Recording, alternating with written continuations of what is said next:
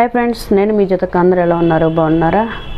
నేను ఈ వీడియో తీయడానికి గల కారణం ఏంటంటే రేవతి గారికి ఫస్ట్ నేను ఆమెకు ఆత్మశాంతి కలగాలని నేను కోరుకుంటున్నాను. అయితే రీసెంట్గా మరి పుష్ప మూవీ రిలీజ్ అయినప్పుడు మరి వారు అక్కడికి వెళ్ళి మరి చనిపోవడం అనేది జరిగింది.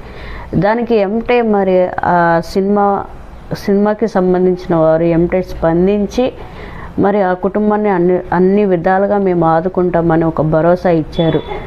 అయినప్పటికీ కూడా దీన్ని ఇంత సీరియస్ చేస్తున్నారు అంటే ఒకసారి ఆలోచించాల్సిన విషయం. కాబట్టి ఒక మనిషిని మనం చనిపోయాక తిరిగి తీసుకురాలేము, కానీ ఆ కుటుంబానికి ఏదైతే కావాలో మరి అది చేస్తాము అన్న భరోసా కూడా మరి బన్నీ అల్లు అర్జున్ గారు ఇచ్చారు.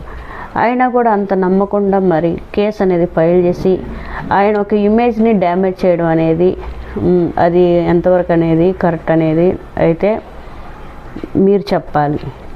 నా ఉద్దేశపరంగా అయితే అది కరెక్ట్ కాదు అని నేను అనుకుంటాను. కాబట్టి సినిమాని ఎప్పుడైనా కానీ మనం చూసేటప్పుడు సినిమాని సినిమాలాగానే చూడాలి, అభిమానాన్ని అభిమానంగానే చూడాలి.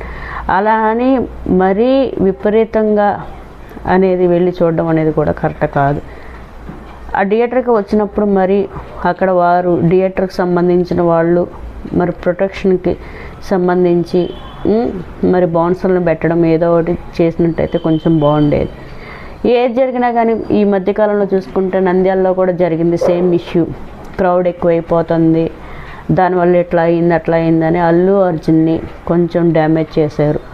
కాబట్టి మరి ప్రతి ఒక్కరూ దీనికి స్పందించి అల్లు అర్జున్కి న్యాయం జరగాలని మనస్ఫూర్తి కోరుకుంటూ ప్లీజ్ లైక్, షేర్, సబ్స్క్రైబ్.